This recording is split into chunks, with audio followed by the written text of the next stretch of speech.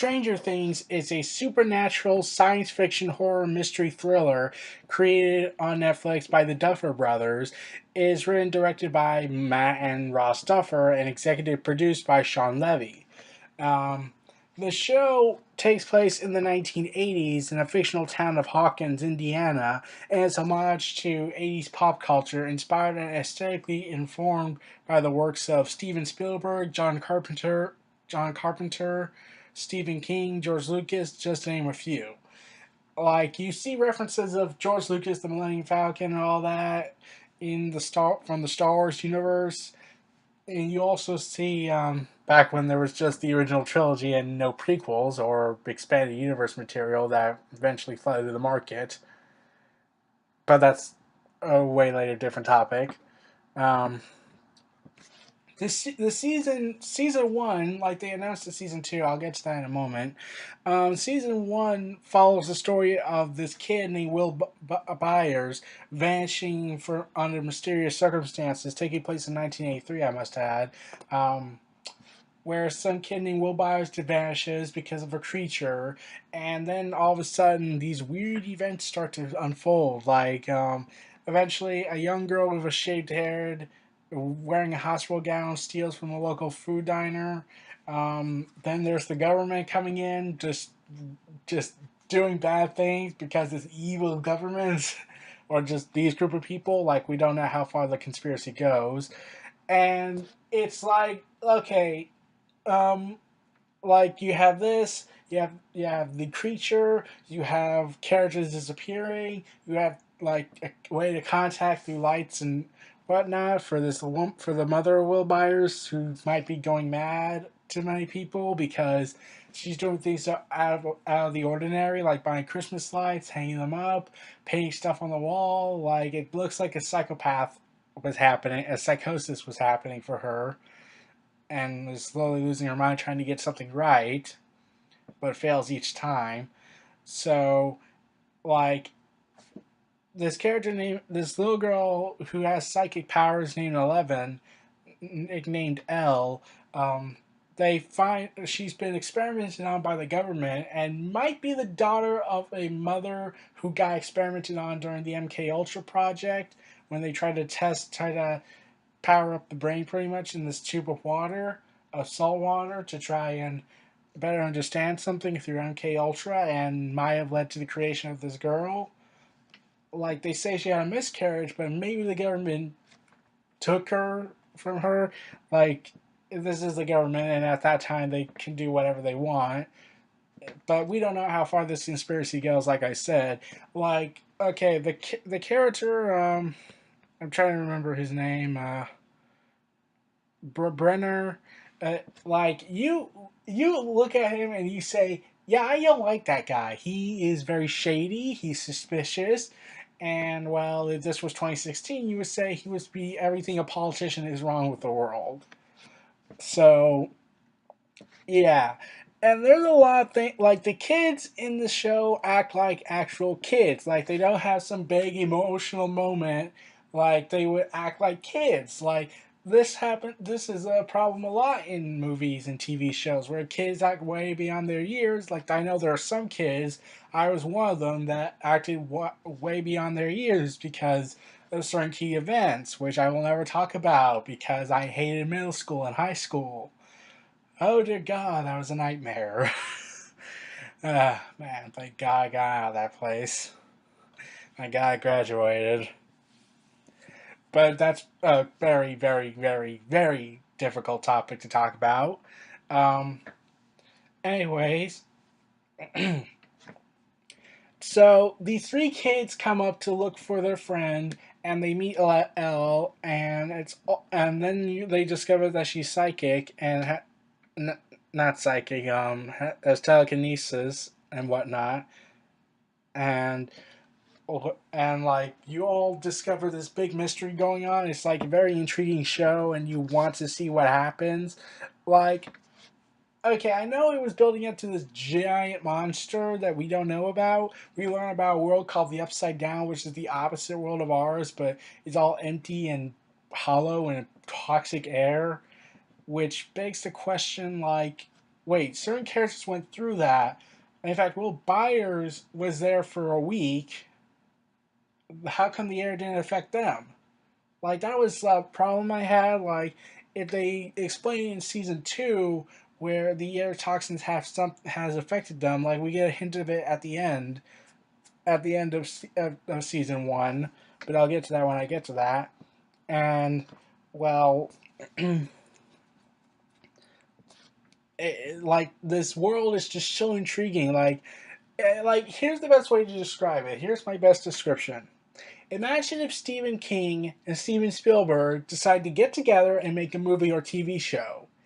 This would be the closest to it because there's a lot of homages to Stephen King and Steven Spielberg, like E.T. and Stephen King's works with girls with characters that have psychic abilities or telekinesis.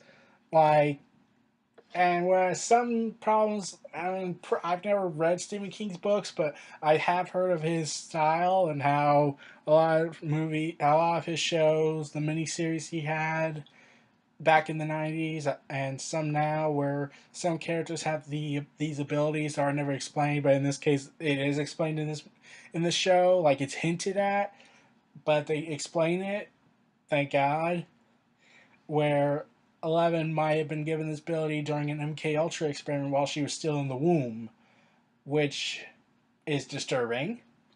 And the kids act like actual kids in this show, except for Eleven because she's been experimented on and whatnot by the government. So yeah, uh, like she was a great actress in this show. I can't wait what's gonna happen. Like considering what happened to Eleven at the end of the show, end of the season. I mean, there's a hint that she might come back, but we don't know for sure yet. Hope she does. Like she was awesome.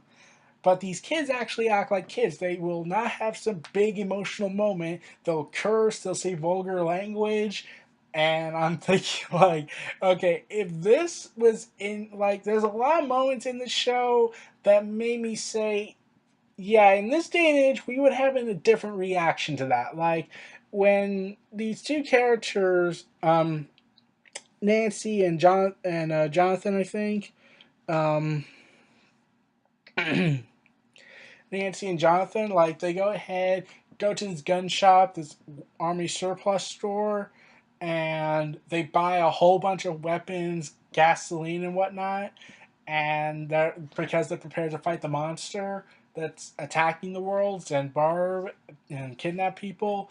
And the guy at the cashier is asking, "What's this all for?" And Nancy just says, "Monster hunting." And I'm thinking like, yeah, that would be a totally different reaction if this was in 2016 or in any year of the 21st century. Like, there's all these I could tell that things were different back then. Like they really got the time period right. Like everything's different back then. It makes you sometimes think, man, remember when the world was a lot more simpler and less convoluted and over the top crazy?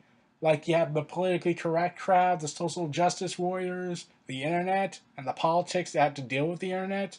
And then there's all the YouTube drama, but we'll never talk about that on this channel.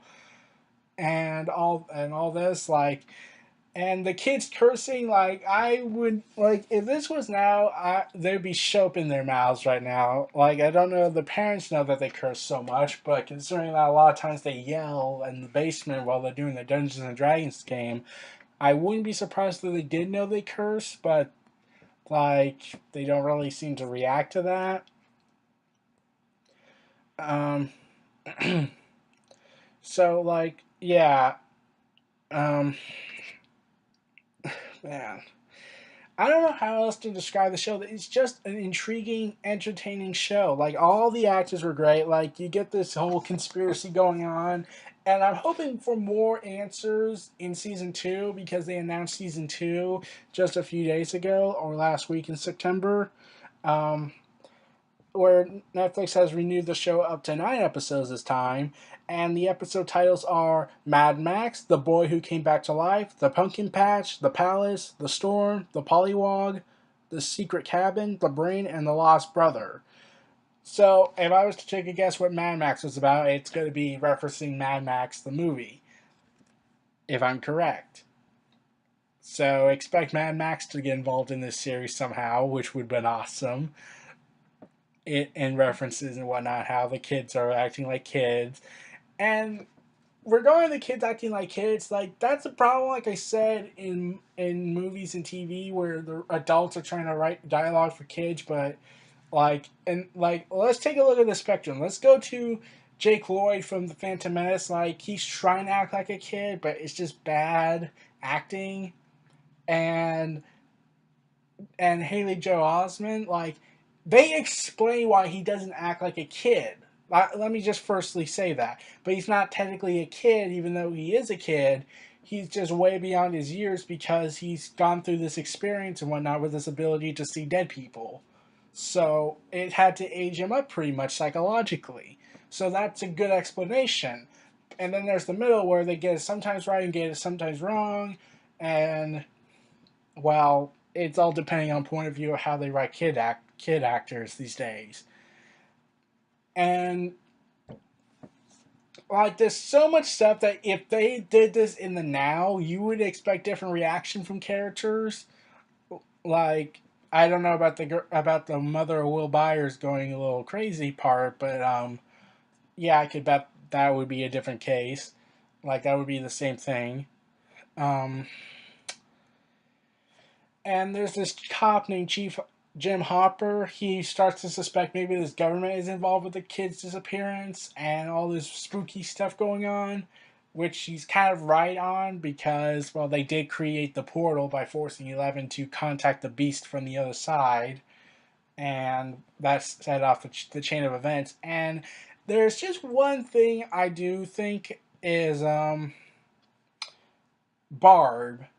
Like, she dies like in the third episode, and if you were to cut that out, it wouldn't really impact the story much.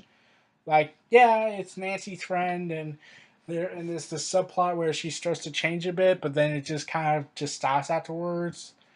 Like Barb disappears, and then we later find out she's dead, and like I'm thinking like if she's gonna start come back in season two, her character was pretty pointless to me. That's just my opinion. So and Jim Hopper becomes increasingly paranoid. Like even though he gets so close to the portal to the other side, um, they go ahead and like knock him out, and then he discovers that he's been wired, he's been bugged.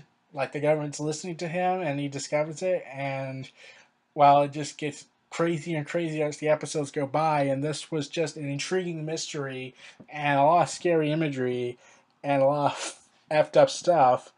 So I was generally surprised at how good the show was. Like it came out in on July 15th, and I did not hear about it until like months later when people started making reviews. Like Chris Stuckman and Jeremy Johns has been delaying his at the time of this video. Like everyone's been asking him, hey, review that, review that, review that. And I'm like, give him time. Like he has all this stuff going on. So yeah. But like then I wanted to see, I want to see what the show's about. Like it could be up on my alley. And it really was. Like this was a great show, and I can't wait for season two when it comes out. So those are my thoughts on Stranger Things season one. This was Neo Reality Entertainment. Feel free to like, comment, subscribe, and donate a station for more.